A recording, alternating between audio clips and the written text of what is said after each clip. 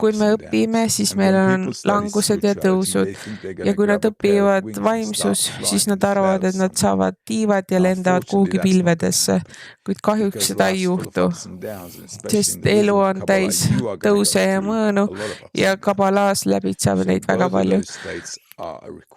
Nii et need on väga olulised,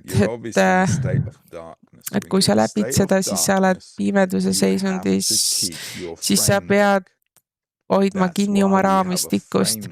Seepärast meil on raamistik, sest kui sul ei ole raamistikku ja sa kukud, siis sa lähed, siis pole midagi, mis saab sind hoida.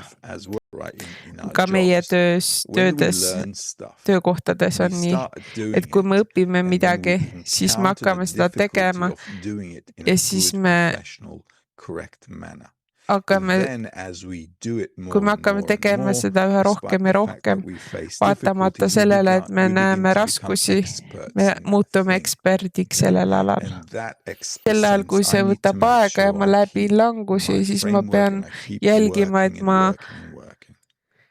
jätkan töötamist ja hoian raamistikust kinni.